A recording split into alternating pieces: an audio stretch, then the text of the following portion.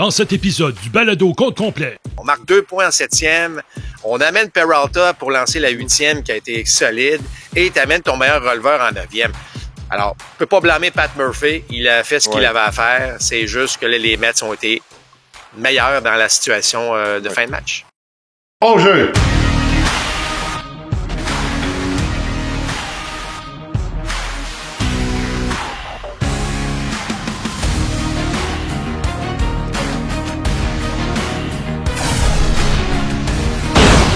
Deuxième prise! Compte complet! Le balado compte complet est présenté par Plan de match à Boucherville, votre centre d'entraînement et boutique de baseball avec cage de frappeur intérieur et lance-balles. Fier partenaire de votre passion. Voici vos animateurs, Alain Husereau et Mark Griffin. Bienvenue à Compte complet, Alain Husereau en compagnie de Mark Griffin. Le premier tour des séries est terminé. Nous en sommes aux séries de division. Commençons par la Ligue américaine. Marc, ça n'a pas été très long. Les 4 matchs ont été remportés par l'équipe sur la route. Certains diront 2 surprises. Kansas City et Détroit qui passent au tour suivant. Je vais être simple dans mon analyse, Marc. Une par une. Dans le cas des Tigers, Houston est mal tombé, je vais dire ça comme ça, en affrontant peut-être la meilleure équipe de la Ligue américaine au cours des 6 dernières semaines. Et dans l'autre cas des Royals de Kansas City contre Baltimore, c'est ça, écoute, on n'a pas vu d'énergie du côté des Orioles, puis c'est pas étranger à ce qu'on a vu ces dernières semaines de la part de Baltimore. Donc Kansas City en a profité amplement. Puis en plus, c'est exactement le genre de match que Kansas City voulait jouer. 2 matchs serrés. Exact. Écoute, dans le cas des Tigers, selon moi, c'est, Alain, la démonstration parfaite comment jouer en équipe, comment avoir tous une importance dans notre équipe. Il n'y a pas de Bobby Witt Jr. avec les Tigers. Il n'y a pas de Juan Soto avec les Tigers. Les Tigers, c'est de 1 à 9. Ce sont les 7 releveurs ou les 7 lanceurs qui ont lancé dans le dernier match. On joue en équipe. Tout le monde se tient la main dans cette équipe-là. Puis, faut le dire, géré de très belle façon par A.J. Hinch, qui semble être le leader un peu de tout ça. Donc, c'est un bel exemple, vraiment là, d'un sport d'équipe qui est très individuel, là, mais où que regarde les coups sûrs, qui a frappé les coups sûrs? Oui, t'as des Riley Green qui vont bien, puis j'ai pas de problème là. Mais tu vois que ça reste que on peut pas lancer autour vraiment d'un gars alors que l'autre peut faire le travail, même s'il n'y a pas une très bonne moyenne au bâton, même si, on a vraiment l'impression là que ça fonctionne ainsi. Puis ça fait un bout de temps que ça fonctionne ainsi avec les Tigers. Là. Tu regardes depuis la pause du match des étoiles, c'est je pense, c'est la 4e meilleure fiche de tout le baseball. Donc, il y a quelque chose là. Et effectivement, on est arrivé à Houston, aucunement intimidé. Je sais qu'on a tous vu le tableau là, des masses salariales, puis là, on voit que les Tigers font à peu près moins que Josh Hader à lui seul. C'était un peu exagéré, mais ça reste que une fois que tu es sur le terrain, est-ce que tu commences à regarder les salaires d'un puis de l'autre? Tu joues à balle, tu essaies de frapper, tu essaies de retirer le frappeur si t'es lanceur, tu essaies de faire le travail. Donc, moi, je trouve que c'est parfaitement l'exemple. Et les Tigers, Alain, ça n'est pas terminé. On a le vent dans les voiles. Ça va être, je pense que ça va se poursuivre leur succès. Est-ce qu'on va passer à travers? Je sais pas, mais ça sera pas une série facile pour les Guardians dans ce cas-ci. Et les Royals, tu l'as dit, c'est exactement le genre de match qu'ils doivent jouer. Mais Alain, il va falloir quand même profiter un petit peu plus de nos chances de marquer. On sait qu'on n'en donnera pas une tonne de points, mais il faut quand même donner un petit peu de coussin de temps en temps. On a laissé beaucoup de coureurs sur les buts dans le match numéro 2. Ça aurait pu aller d'un côté comme de l'autre. Mais oui, on a profité des Orioles qui, Alain, était à plat depuis un bon bout de temps. On en parlait souvent. On a fait des matchs des Orioles dans le dernier droit. Puis on disait, il manque un petit peu de cette énergie qu'on a vue en saison, puis qu'on n'a jamais réussi à retrouver en série. Oui, écoute, 1 point en 2 matchs, c'est un circuit de Cedric Mullins. Écoute, je sais pas pour les Orioles de Baltimore, je sais qu'il y a eu plusieurs blessés, mais chez les lanceurs partants, Marc, tu peux pas blâmer les lanceurs là pour dans cette série-là. On a accordé 3 points en 2 matchs. La bonne nouvelle pour les Royals, c'est que du côté de l'attaque, on est capable de faire mieux avec ce qu'on a. Mais pour revenir à Baltimore, C'est extrêmement décevant. C'est le métier qui rentre, on est encore jeune. Il y a des décisions à prendre. On a fait notre post-mortem. On ne s'est pas commis sur une augmentation de la masse salariale parce que là, il y a 2 gros joueurs autonomes qui s'en viennent, Santander puis Corbin Burns. Burns va être extrêmement sollicité, ça c'est certain, par les autres équipes. Moi, je pense que les Red Sox de Boston pourraient être intéressés à Corbin Burns, par exemple. Donc, du côté des Orioles de Baltimore, écoute, faut pas tout jeter par-dessus bord. Je pense qu'on a une bonne base, mais tu sais, 2 matchs, ça vient vite. Mais ça va au-delà de ça, Marc. C'est la fin de saison là, qui a peut-être été problématique. La fenêtre est là pour les Orioles. Là. On a une bonne équipe. Ça fait oui. 2 ans, Alain, qu'on a une bonne équipe, qu'on gagne pas en série. En fait, ça fait quoi? 10 matchs? 10 défaites de suite en série. Là. Donc là, il faut trouver une recette qui fait que là, on va bien en saison, mais qu'on est capable d'aller chercher des matchs en série. C'est pas le talent qui manque. C'est pas le talent qui manque. Mais comment... Quand tu sais que tu es à plat, puis tu sais, pas besoin, là, ils savaient eux-mêmes là, qu'ils étaient à plat, là. Mais comment tu réussis à amener une énergie différente, ça, c'est pas évident. Et si quelqu'un avait la solution, là, on l'appliquerait assez facilement, mais ça reste qu'effectivement, on a une bonne base, mais je voudrais juste pas qu'on gaspille des bonnes années là, du côté de Baltimore. Là. On est jeune, il n'y a pas de problème. J'espère juste qu'on a appris là, de nos 2 dernières saisons en série. Là. Oh, oui, écoute, on va ajouter probablement comme régulier l'année prochaine Holiday Ackerstad. Bon, est-ce qu'il y a de la place pour Santander dans ce contexte-là pour sauver de l'argent pour quelqu'un d'autre? Écoute, Michael Elias a dit on a l'appui du propriétaire. Évidemment, publiquement, Marc, c'est pas une très bonne chose de dire on va augmenter la masse salariale. Là, tu viens d'ouvrir ton jeu pour le prochain marché. Il y a des agents qui sont en train de se frotter les mains en ce moment. Ben, c'est ça. Regarde, tu peux pas le dire publiquement, mais entre tes lignes, on dit, on a l'appui du propriétaire. On sait que les Royals ont changé de main là, en début de saison. Donc, moi, je m'attends à ce qu'effectivement, qu'on fasse ce qu'il y a à faire pour essayer de remédier à la situation. Il y a des jeunes qui s'en viennent. Ce qu'on va peut-être sauver avec Santander. Moi, je m'attends pas à ce qu'ils reviennent. C'est personnel. Je m'attends pas à ce qu'ils reviennent. Pour laisser la place à des jeunes. Mais on va peut-être mettre d'argent, par contre, sur un lanceur ou 2. Peut-être en relève, Marc, parce que chez les partants, il y a eu plusieurs blessés. S'il y en a un ou 2 qui revient, on va être en voiture. Bon, écoute, de toute façon, la saison des Orioles est terminée. On aura amplement le temps d'en reparler, Alain. Faudrait focusser là, sur ce qui s'en vient. Là. Bon, ben justement. Détroit-Cleveland, Marc. Écoute, Cleveland a pas... C'était une équipe surprise. C'est pas compliqué, là.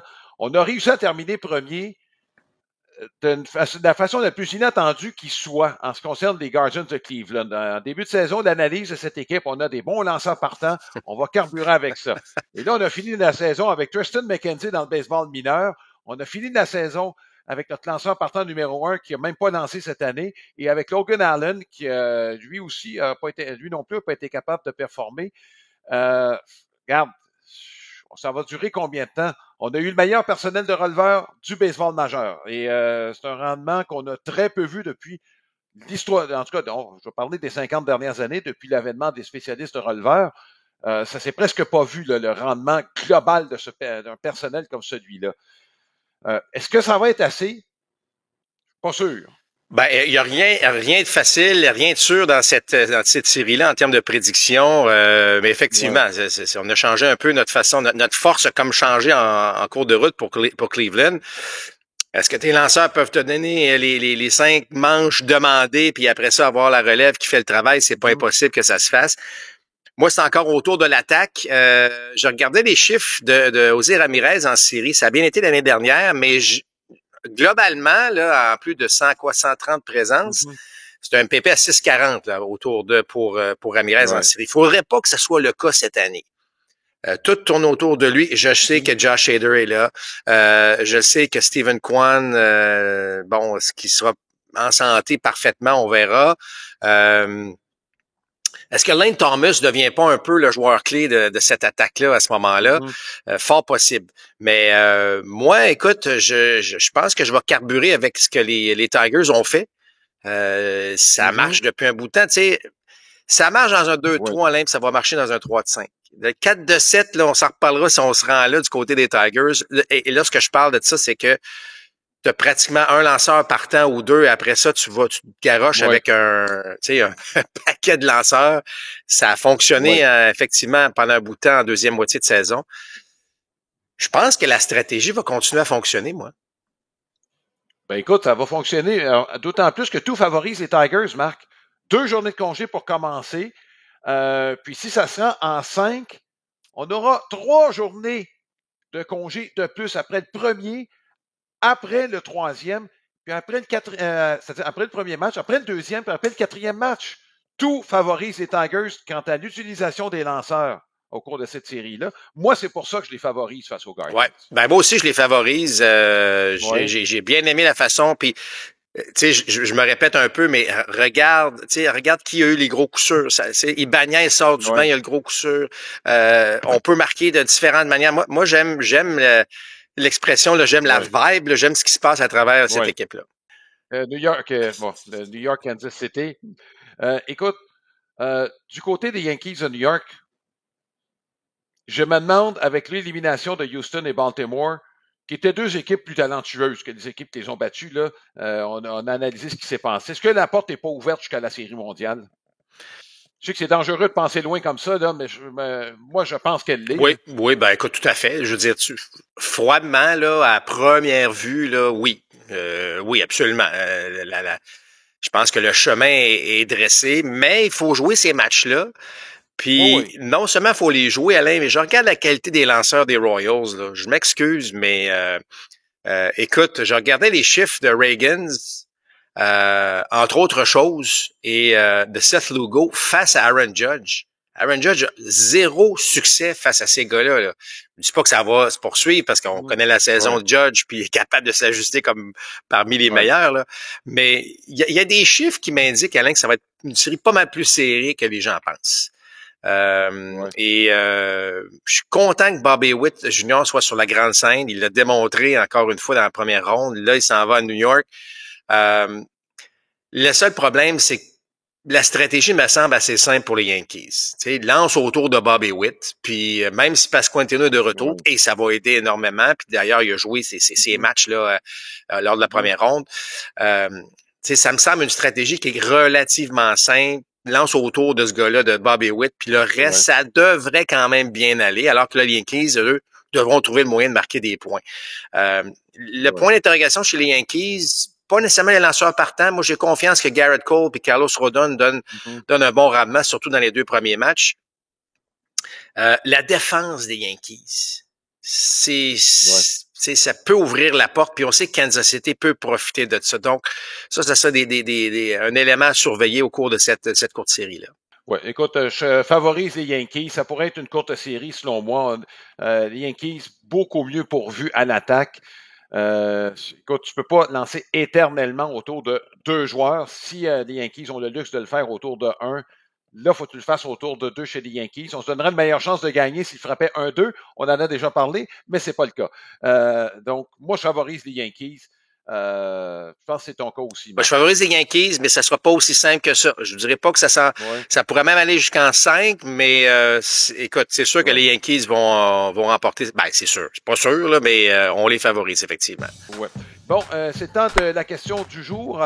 La question du jour et de la semaine, compte tenu évidemment de notre balado là, qui est présenté de façon irrégulière. La question est présentée par Sylmar Autoville. C'est votre détaillant pour les pneus de voiture et de camions classiques et antiques. Consultez le www.sylmar.ca. Donc la question, c'est pas compliqué. Qui, entre les Tigers et les Royals, surprenant au cours de la première ronde, a le plus de chances de passer au tour suivant, donc à la série de championnat de la Ligue américaine? Envoyez-nous vos commentaires sur cette question sur notre page Facebook, facebook.com/compte complet balado, ou encore sur notre site. Vous pouvez y aller directement, comptecomplet.com. Alain, c'est le moment de vous rappeler notre commanditaire principal, Plan de match, boutique de baseball. Je m'y retrouve d'ailleurs actuellement. C'est à Boucherville. Alors, pour le baseball, vous voyez les merveilleux gants derrière moi. Cage de frappeur, cours privé, boutique en ligne. C'est la place de choix donc pour votre équipement de baseball. Je vous rappelle aussi la meilleure façon de nous écouter ou de nous regarder, ben, passez par notre site Internet. Tous les liens sont là, www.comptecomplet.com. On va passer à l'analyse de ce qui s'est passé dans la Ligue nationale. Il y a une seule équipe, Marc, favorite, en guillemets, donc qui joue à domicile, qui a remporté sa série. Ce sont les très dangereux Padres de San Diego contre une équipe, disons-le, qui était probablement fatiguée à la suite du programme double de lundi, à la suite du voyage à San Diego. Je dirais pas qu'on s'est rendu là avec une main dans le dos, se battre contre les Padres, mais je suis pas sûr qu'on se battait à armes égales. Non, mais de toute façon, même en bonne santé ou en bonne forme ou avec une journée de congé ou deux de plus, là, je pense que les Padres allaient passer à travers les Braves de toute manière. Je pense que les Padres sont en mission. Bien hâte de voir d'ailleurs la prochaine série contre les Dodgers, mais on a vu là, qu'on est bien équipé, on a une bonne attaque au monticule. Le seul point d'interrogation que je retiens Alain, de cette série, c'est la blessure à Musgrove. Il a quitté le match, blessure au coude. Est-ce que c'est par précaution? Est-ce que ça... Bon, c'est quand même un morceau important de la rotation. On a de la profondeur du côté des Padres à ce niveau-là, mais ça reste que j'aimerais savoir vraiment l'état de santé de Musgrove avant le début de la prochaine série. Oui, c'est sûr que du côté d'Atlanta, on n'a pas eu... regarde, probablement que Sale et Lopez, si ça avait été disponible, auraient commencé les deux premiers matchs. Smith-Shawver, partant dans le premier, je sais que il fallait impérativement gagner un des deux matchs du double de lundi. Il n'y avait pas de lendemain si on le faisait pas. Mais écoute, sans Sale, ça devenait extrêmement difficile. Avec lui, ils n'étaient pas favoris. Sans lui, c'était trop demandé. C'est à l'image de la saison des Braves, ce qui s'est passé. On a gagné suffisamment pour se faufiler en série finalement au 162e match. Dès le début de la saison, Alain, on l'a senti. C'était pas la meilleure saison d'Acuna avant sa blessure. Olson n'était certainement pas sur une séquence qui allait lui amener une cinquantaine de coups de circuit. Il y a plusieurs facteurs qui nous laissaient croire que soudainement, ça allait être une saison plate pour les Braves. Ça s'est poursuivi de même durant toutes les 26 semaines de la saison. Genre de saison à oublier pour les Braves. On va recommencer l'année prochaine. Et pour les Padres, c'est mission accomplie. On voulait éliminer ça les Braves en 2 matchs et se préparer donc pour leur grosse série face aux Dodgers. Oui, l'autre série, Marc, s'est terminée de façon assez spectaculaire. Merci les Brewers à 3 retraites passées au tour suivant. Ils avaient un des meilleurs releveurs de fin de match au monticule avec Devin Williams. Écoute, on avait parlé de Pete Alonso qui a connu une saison correcte sans être très spectaculaire. Mais là, c'était le temps, là, Marc. Ce qui aurait pu être sa dernière présence dans l'uniforme des Mets s'est transformé en célébration haute en couleur à New York. Je veux que tu me parles de l'approche des Mets face à Devin Williams. Parce que on n'a pas semblé déjouer. C'est peut-être le danger d'un lanceur avec un répertoire aussi limité, aussi dominant puisse-t-il être avec ces 2 lancers. Alain, je pense pas que c'est, je pense qu'un releveur à 2 lancers, il peut, peut connaître du succès à tout moment. Là. Moi, c'est une combinaison de 2 choses. Premièrement, c'était parfait pour les Mets d'avoir le haut de la formation, d'avoir Lindor comme premier frappeur dans cette manche-là. C'était, le gars était sur les buts encore une fois tout le match. Très bonne présence, beaucoup de balles fausses sur des tirs pas évidents, mais sous-tir finalement le but sur balle. Ce que j'ai aimé de l'approche de Pete Alonso, évidemment Nemo qui a frappé son solide coup sûr par la suite, mais ce que j'ai aimé de l'approche de Pete Alonso, puis moi je l'ai vu en tout cas dès sa présence. De toute évidence, même s'il a dit le contraire, il a pas dit le contraire, il a dit qu'il cherchait pas nécessairement un tir.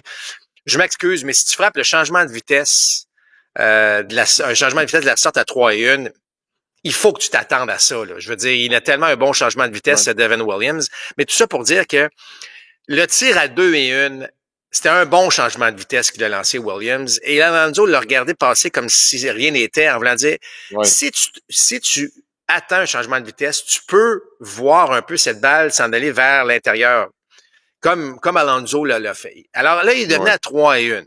Puis effectivement, Alain, tu l'as dit, il y a 2 options. Il me lance une rapide ou il me lance un changement de vitesse. Mais à 3-1, tu peux te permettre d'anticiper un tir. Tu sais, si c'est pas celui-là, tu tombes à 3-2. Tu sais.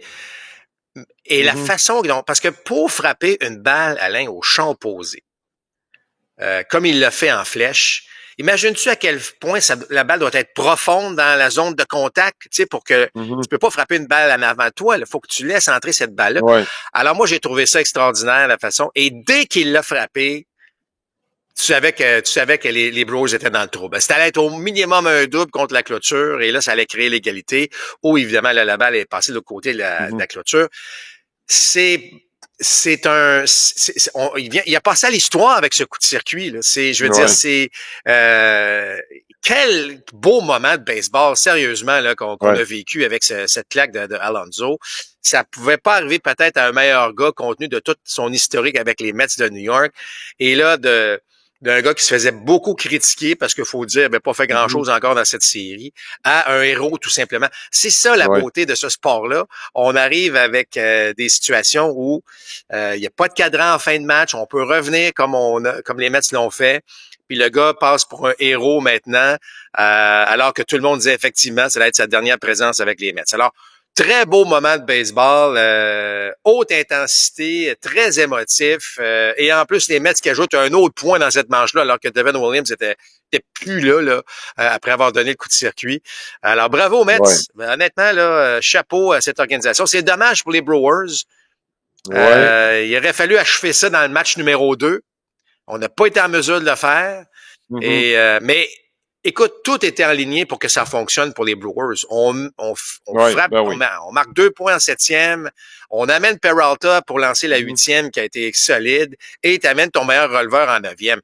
Alors, on peut pas blâmer Pat Murphy, il a fait ce qu'il avait à faire, c'est juste que les Mets ont été meilleurs dans la situation de fin de match. Même si, Marc, je regardais le match, je me suis dit, il y a probablement eu un barrage de critiques après qu'on ait enlevé Myers après 5 manches, mais c'est pas là que ça s'est décidé. Oui, ben je sais. on faisait de la télépathie, Marc, mais regarde, c'est pas là que ça s'est décidé. Écoute, je veux que tu me parles de celui que j'ai surnommé l'illusionniste, c'est José Quintana. Parce que c'est pas lui qui a le plus haut taux de prise, hein. C'est tout juste au-dessus de 60%. Sauf que, Marc, quand tu t'arrêtes seulement aux tirs qui sont cadrés, c'est 40% à peine des tirs. C'est un peu plus de 40% des tirs de José Quintana qui sont dans la zone des prises. Autrement dit, il y a un 20% de prises. Ce sont des joueurs qui s'élancent sur des tirs à l'extérieur de la zone des prises. Raconte-moi comme frappeur, on le sait, comment est-ce qu'on réussit à déjouer les frappeurs et comment les frappeurs, eux, sont pas capables tu comprends, de résister à la tentation de s'élancer sur ces lancers-là. Chaque frappeur, habituellement, tu as un plan. Alors, si tu es un frappeur droitier, par exemple, comme Quintana, tu peux rechercher un tir au coin extérieur. Et lorsque tu le vois, ce tir-là, là, tu as l'impression que, j'ai lu la rotation, la balle va revenir toucher le coin, mais Quintana est toujours capable de la placer, tu sais, juste un petit peu plus loin au coin extérieur. Alors, tes contacts sont jamais francs. Lui, le truc, tu l'as dit, là, avec les statistiques que tu as mentionnées, tu sais, moi, j'ai pas besoin de cadrer des tirs. Donc, il joue à travers les coins, mais toujours à l'extérieur de la zone des prises. C'est comme, tu sais, je te parle souvent, Alain, un gaucher, un frappeur gaucher contre un lanceur gaucher. D'ailleurs, Quintana est gaucher, là. Alors moi, je vais rechercher avant 2 prises toujours quelque chose de centre intérieur.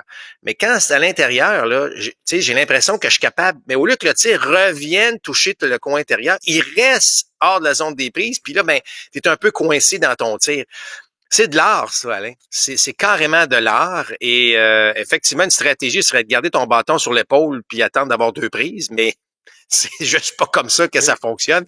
Mais écoute, tant mieux, je suis content parce que Quintana, bon, pas qu'il y avait eu des critiques, mais tu sais, ça n'a pas été une saison là dominante. Il arrive en série et il offre le départ tant souhaité par l'organisation. Donc, tu sais, il y a une force de caractère là-dedans. Puis moi, il y a de l'expérience. Écoute, il y a 35 ans, Quintana, là, donc.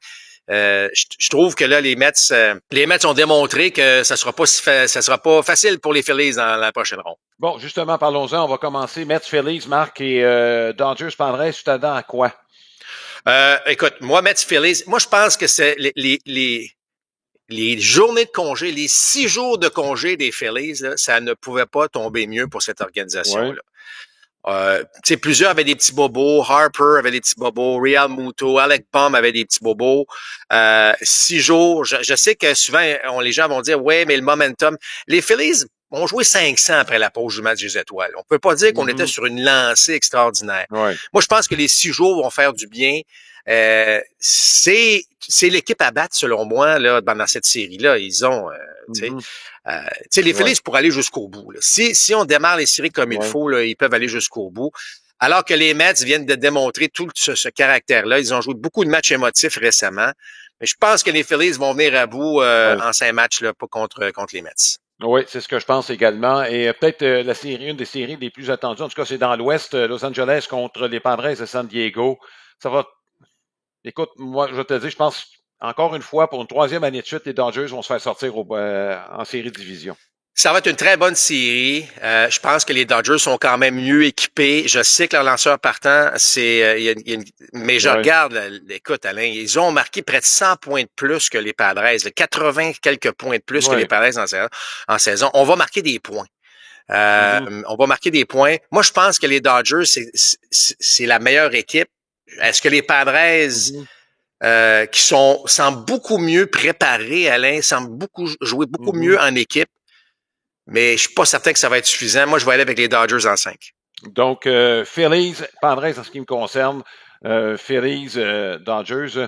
Donc, ce sera à suivre. C'est maintenant le temps de la carte de baseball de la semaine. C'est une présentation de carte-dépôt.ca. C'est votre détaillant de cartes sportives et non sportives avec plus de 14 000 articles en vente sur eBay. On s'arrête sur Bobby Thompson, sur carte de 1951 de Bowman, carte numéro 126. C'est une compagnie fondée en 1927 qui a été acquise, cette compagnie, par Topps en 1956. Donc, écoute, la marque a fait un retour à la fin des années 80. En 51, l'ensemble Bowman, 324 cartes avec l'illustration en couleur. Ça, c'est sur la face recto. Thompson, pour sa part, pourquoi lui? Le 3 octobre 1951, il a frappé probablement le circuit qui a résonné le plus dans le monde du baseball à New York. On va parler de New York, Marc, parce que, à Los Angeles, on va vous parler de Kirk Gibson, probablement. On disait à l'époque, c'est le circuit dont on a entendu autour du monde. New York étant ce qu'elle est, je pense au centre du monde, donc c'est ce qui est arrivé. Donc, Bobby Thompson, pourquoi lui? Son équipe, dans un match éliminatoire contre, c'était les Giants de New York contre les Dodgers de Brooklyn. Écoute, tout était là pour ce moment historique dans le monde du baseball. Un circuit de 3 points en fin de 9e manche pour permettre aux Giants de New York de se rendre jusqu'en série mondiale. Une série mondiale qui a été perdue entre les Giants de New York et les Yankees de New York. Les Yankees qui remportaient une 3e série mondiale de suite. Écoute, il y a un paquet de publications et de livres qui ont été écrits sur ce moment magique. Marc, tu as probablement déjà vu des images là, de Bobby Thompson et du descripteur qui s'époumonne à répéter ad nauseam The Giants win the pennant, the Giants win the pennant ad nauseam. Donc, c'était un des moments, en tout cas, les plus célèbres de l'histoire du baseball à New York. Marc, tu as écrit un texte très touchant sur les 20 ans du départ des Expos, un texte qui est disponible sur rds.ca. C'est un moment triste, il faut bien le mentionner, de l'histoire du baseball à Montréal. C'est pas juste le baseball majeur non plus. Je pense qu'on ne s'est pas glorifié avec tout déménagement de toute façon. C'est un moment triste, je pense, pour le baseball majeur. Moment touchant. Pour ceux qui s'en rappellent, qui se sont rappelés des bons moments des Expos. Moi, je préfère me rappeler de cette belle époque. Moi, mon époque, évidemment, c'est la fin des années 70, début 80. Je sortais de l'adolescence à ce moment-là.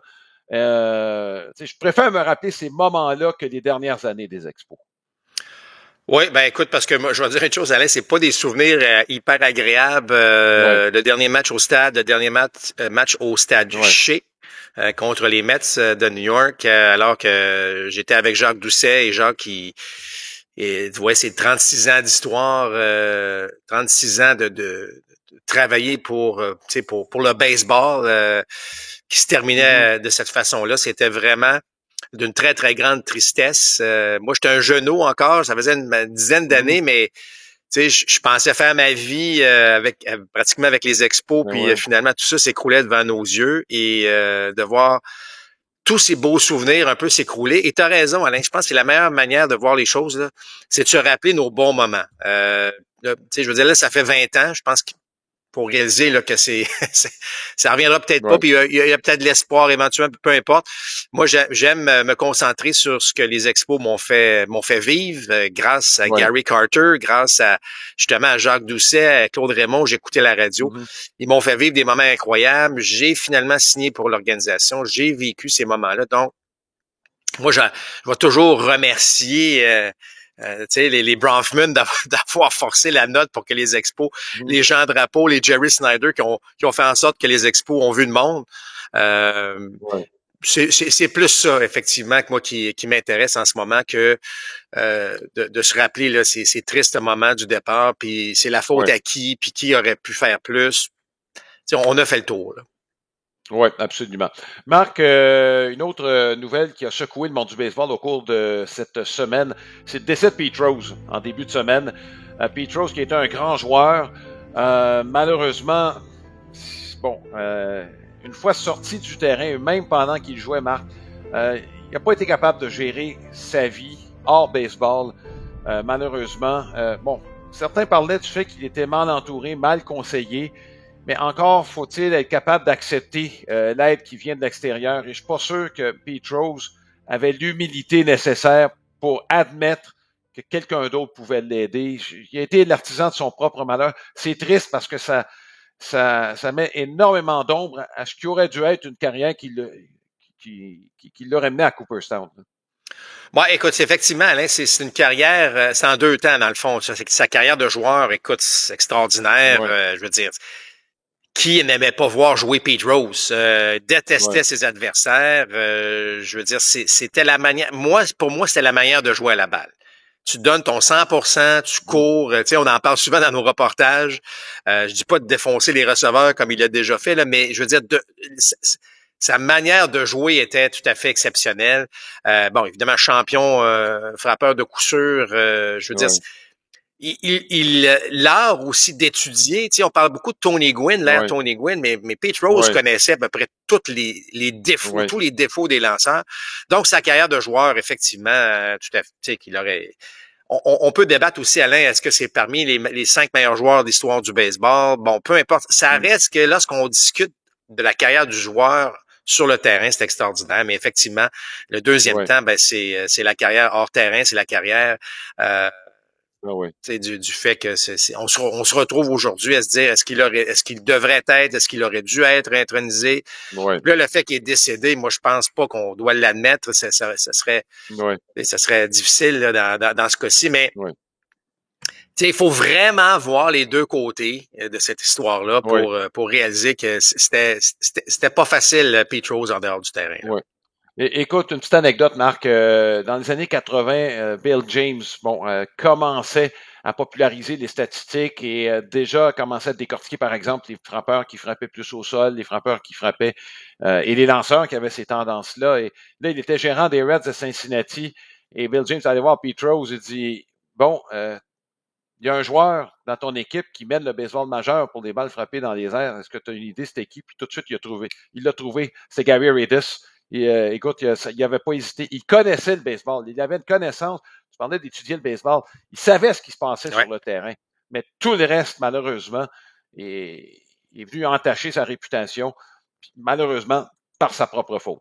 Bon, Marc, tant qu'à parler des expos, des anciens expos, pourquoi pas continuer, hein? Terry Francona, après une année en dehors du terrain, revient. Ce sera pas très loin de chez lui non plus.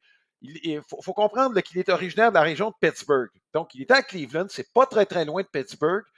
Puis là, au lieu d'aller vers le nord, on va aller un peu plus vers l'ouest, à Cincinnati, qui est pas si loin que ça de Pittsburgh non plus. Marc, c'est une situation qui est absolument idéale pour un nouveau gérant. Tu rentres dans une équipe qui a besoin peut-être d'un renouveau et une équipe qui est talentueuse. Une équipe talentueuse qui recherchait peut-être, tu sais, je parlais de leadership tantôt avec AJ Hinch, c'est peut-être l'espèce de leadership qu'on avait besoin là chez les Reds. C'est toute une acquisition. Là, les gens vont dire, ouais, mais tu sais, il a pris sa retraite.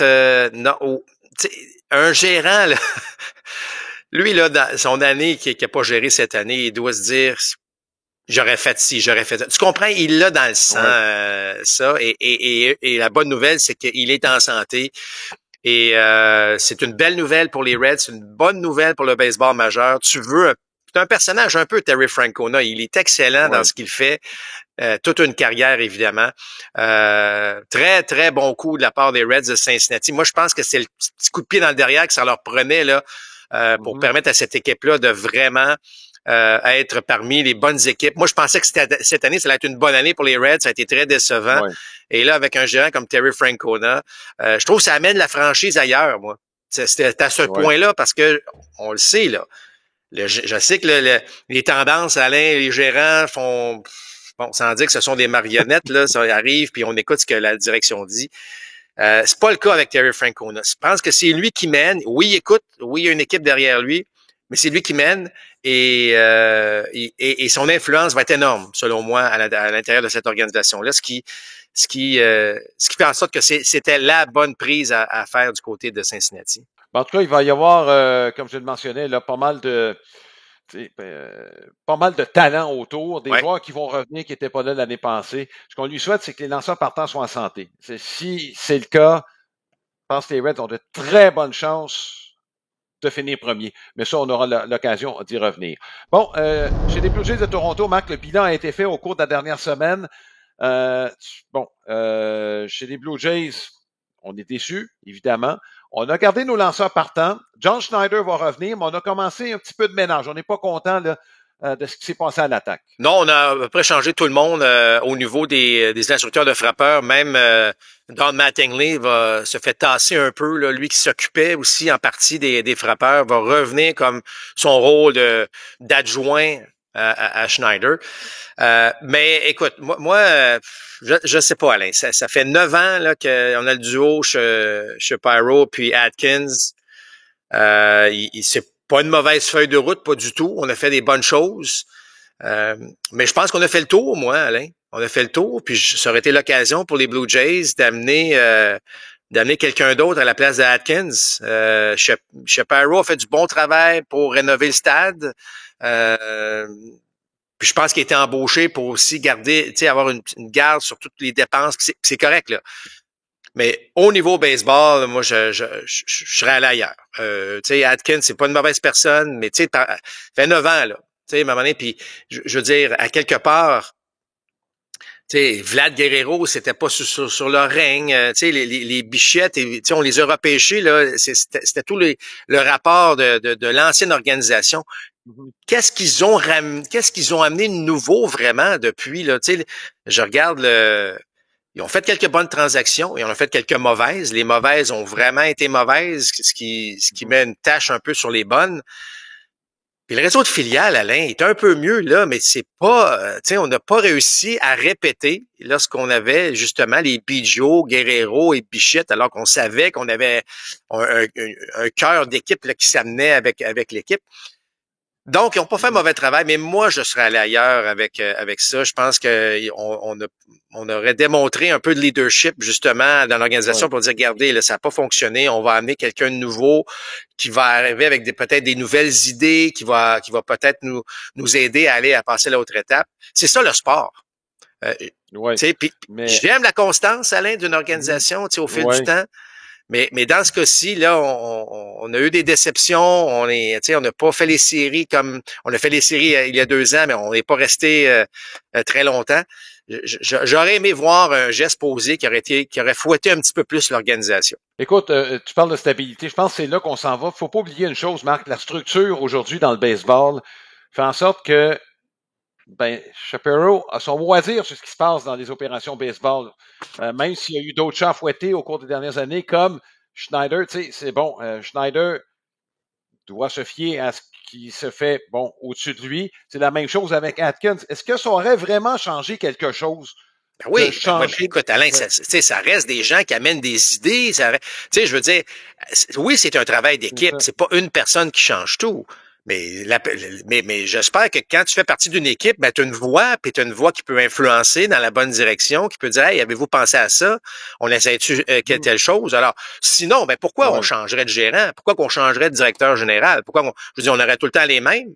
Fait qu'à un moment donné, il faut que tu aies des nouvelles idées, il faut que tu aies des nouvelles façons de faire qui vont créer un vent de fraîcheur dans l'organisation ou un vent différent ou tu sais parce que regarde, on essaie les mêmes affaires tout le temps.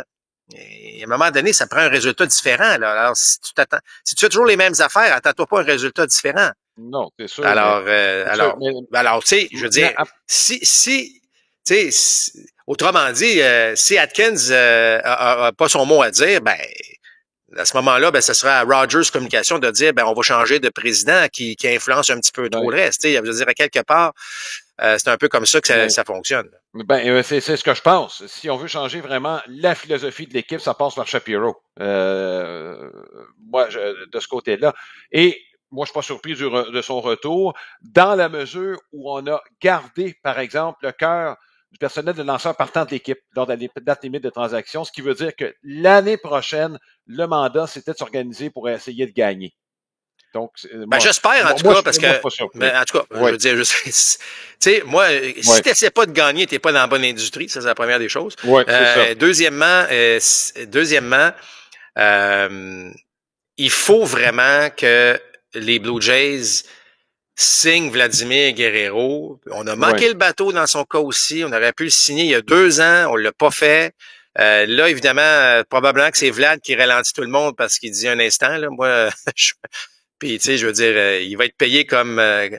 il attend ce que... Bon, on en a déjà parlé, là, il attend probablement ce que Soto va faire au cours de l'hiver, mais, tu sais, je veux dire, c'est ça, là. Je trouve pas qu'on a géré, tu sais, cette manière-là de faire du côté des Jays.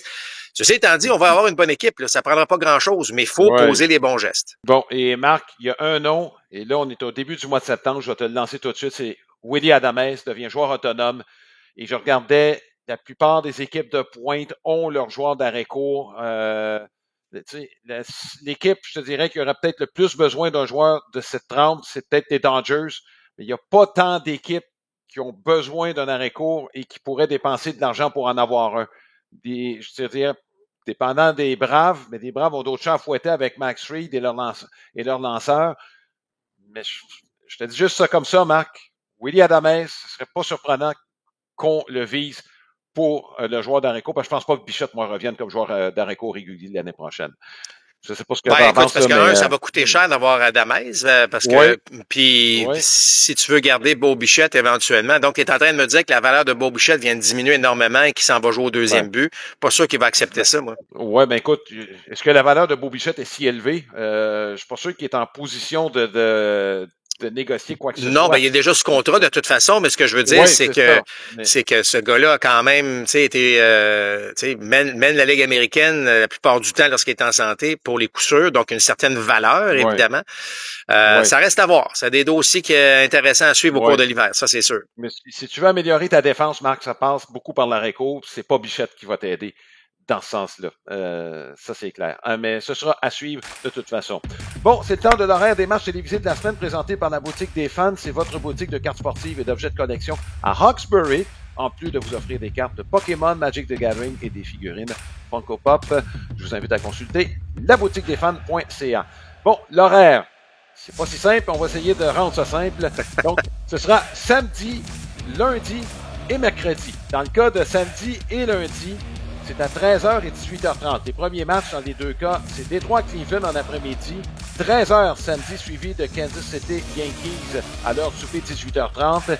Pas de match ce dimanche. Et on prend ça lundi à compter de 16h, Détroit-Cleveland. Et le lendemain, Kansas City Yankees 19h30. Mercredi, ben là, ça va dépendre évidemment des autres séries. L'heure sera à déterminer. Puis pour les autres matchs, ben, évidemment, ça va dépendre si ça va se prolonger à 4 et 5 matchs. Ben, nous, on va se revoir après, à la conclusion pour notre prochain balado, à la conclusion de la série de division. Donc, tout juste à l'aube des séries de championnat de la Ligue nationale et de la Ligue américaine. Il va rester à ce moment-là 4 équipes. Il y en a déjà 4 qui sont éliminées. D'ici là, ben, on souhaite de l'excellent baseball. On en a eu du bon depuis le début de cette série. On espère que ça va se poursuivre. À très bientôt. Bye bye. Balado compte complet vous a été présenté par Plan de match à Boucherville, fier partenaire de votre passion.